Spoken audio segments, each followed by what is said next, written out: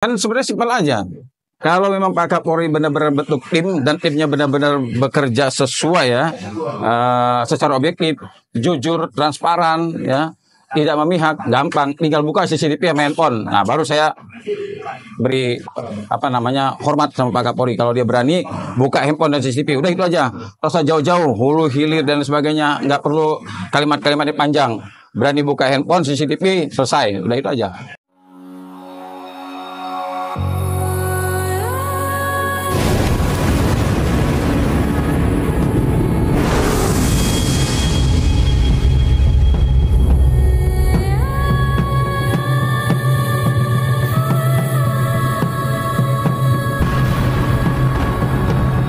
Baik, kembali lagi tentunya bersama dengan Cirebon Official. Dan tentunya hari ini kita hadirkan kembali narasumber yang luar biasa sekali tentunya.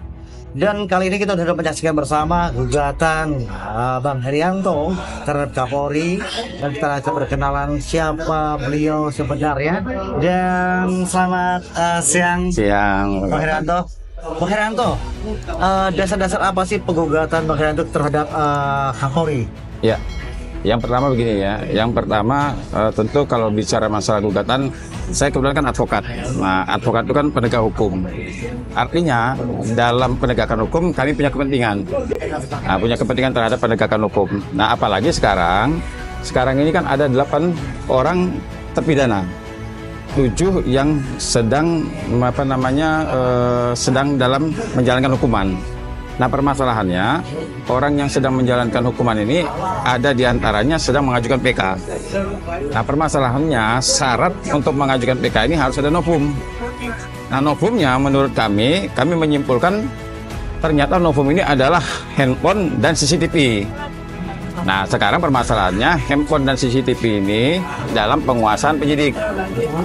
Nah, untuk mendapatkan agar supaya handphone dan CCTV ini bisa dibuka, dengan sangat terpaksa kami harus melakukan gugatan terhadap Pak Kapolri. Kira-kira seperti itu. Nah, setelah tadi kita lihat sidang, ada sidang pertama, kedua, bahkan sekarang ini sidang ketiga. Tiga, ya. Apa yang bisa kita dapat untuk, karena sidang pertama tidak hadir, sidang kedua pun tidak hadir. Adapun tadi hadir kirain memang kuasa hukum, tetapi bukan, hanya surat tugas saja, iya. Dan menurut Bang Herianto apa sebetulnya yang dilihat dari semuanya oleh Kapolri? Ya, sekarang begini ya, sebenarnya tadi saya juga agak kaget. Tiba-tiba begitu sidang panggilan ketiga, pihak dari Kapolri hadir. Nah, padahal prediksi saya itu, mereka sudah tidak hadir. Makanya kami mempersiapkan bahwa kami minta kepada majelis hakim untuk mengabulkan gugatan kami. Kenapa? Karena 3 kali dipanggil tidak hadir. Namun ternyata sangat tidak diduga, tidak disangka, tiba-tiba Pak Kapolri mengirimlah perwakilannya tadi. Nah, cuma sangat disayangkan, ternyata yang hadir tadi hanya membawa surat tugas, tapi tidak membawa surat kuasa, sehingga sidang ditunda lagi. Harusnya 1 minggu tadi majelis hakimnya. Nah, cuma karena terkait dengan permintaan dari tergugat, karena ada 17 Agustus minta 2 minggu. Nah, cuma saya melihat begini ya, saya hanya bisa menyampaikan kepada Pak Kapolri, ya, kepada perwakilannya, ya tolonglah, ya, karena ini terkait gugatan kami ini untuk kepentingan 8 terpidana, ya. Apalagi sudah ada di antara 8 terpidana ini yang mengajukan PK. Nah, andai kata perkara ini dilama-lamain, dipanjang-panjangin dengan cara-cara seperti ini, ya tolonglah hati nurani kita bicara, ya. Semakin panjang perkara ini, semakin lama perkara ini, semakin tersiksa orang di dalam. Jadi tolong kalau punya hati nurani, segeralah hadapi gugatan ini. Ya, kita bicara kejujuran, ya, kemanusiaan, keadilan, kebenaran, ya, agar apa? Agar ada anak manusia, ya, rakyat Indonesia, masyarakat yang benar-benar membutuhkan pertolongan, membutuhkan keadilan, ini bisa mereka dapatkan. Terus Pak Herianto, ketika memang yang kita saksikan hanya bergelut seperti ini saja, beberapa hal yang memang 2 kali sidang tidak hadir dan sekalipun ini hadir, ternyata cuma hanya bawa surat tugas saja. Apa sih langkah-langkah yang akan ditempuh ketika acara seperti ini saja gambarannya? Iya, karena tadi baru hadir pertama kali, ya udahlah, kebetulan tadi begitu pihak dari kepolisian tadi mengatakan bahwa 17 Agustus, ya kami menganggap ya sudahlah, ya mungkin pihak kepolisian ini sangat menghargai 17 Agustus ya. Ya cuma sekali lagi, saya sebenarnya jujur aja agak rasa kecewa saya ada gitu kan, ada rasa kecewanya gini loh. Kok seperti Mabes Polri ini tidak melihat, tidak mendengar apa sih yang terjadi sebenarnya sekarang ini ya. Masa tidak melihat ada keluarga dari orang tua yang diwawancarai sama Kang Deddy sampai nangis, sampai ada yang jual rumah, sampai ada yang tersiksa dan lain sebagainya. Harusnya kan tanpa kita minta ya, harusnya dipercepat aja. Apalagi kalau seandainya mereka lebih legowo nih. Ini Pak Kapolri kalau seandainya legowo ya, mudah-mudahan sidang berikutnya ya bawa aja tuh CCTV sama handphone ya, biar dibuka sekalian. Akhirnya apa? Nah, ini akhirnya membuat kami bisa menyimpulkan bahwa Pak Kapolri benar-benar mau membantu masyarakat yang sekarang ini yang bisa kita sebut tersiksa di dalam penjara. Apalagi beliau sudah mengakui bahwa anggotanya 2016 yang lalu memiliki alat bukti yang tidak didukung dengan scientific crime investigation. Artinya ada masalah.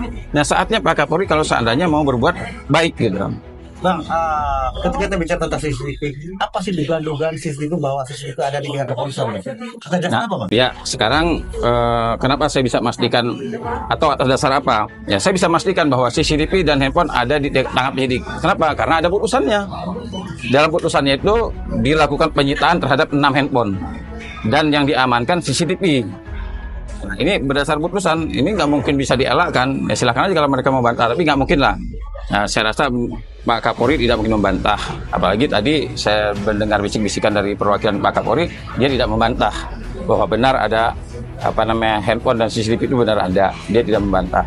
Nah, artinya untuk apa handphone dan CCTV disimpan tapi tidak dibuka? Apalagi dengan tidak dibukanya ke publik, ini membuat orang di dalam penjara bahkan seumur hidup.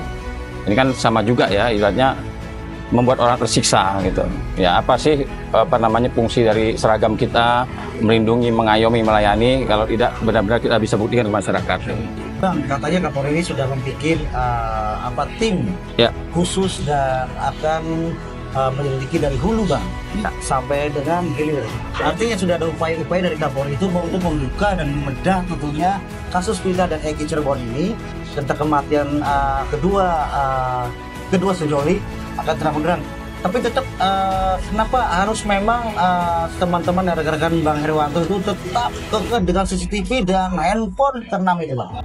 Ya gini, permasalahannya ya bukan kita tidak percaya ya. Dari awal Pak Kapolri sudah mengatakan kok akan mendalami, sudah mengutus Propam, Irwasum. Nah, baru-baru ini membentuk tim. Ya sampai kapan kami ini dijanjikan manis-manis begini terus? Ya kalau seandainya Pak Kapolri yang memerintahkan, Presiden sudah mengatakan seperti itu, jangan ada yang ditutup-tutupi. Itu Presiden sudah ngomong begitu. Pak Kapolri sudah perintahkan. Tapi kalau sampai sekarang nggak ada hasilnya, ya terus kita mau menunggu terus. Ya kita hanya mendengar janji manis, menunggu lagi, mendengar janji manis, menunggu lagi sampai kapan? Sekarang digugat aja 3 kali baru hadir. Sekalinya hadir hanya bawa surat tugas. Nah, terus kita masih percaya omongan dari kepolisian. Ya bagaimana kita mau percaya? Buktinya aja mereka mau mengulur-ngulur waktu. Terus apa sih keinginan dari Pak Heriwanto tentang tegasnya Kapolri saat ini untuk kasus Vina dan Eki ini? Iya, kalau saya mengatakan tegasnya, saya mengatakan saya tidak melihat ketegasan malah. Saya tidak melihat ketegasan dari Pak Kapolri.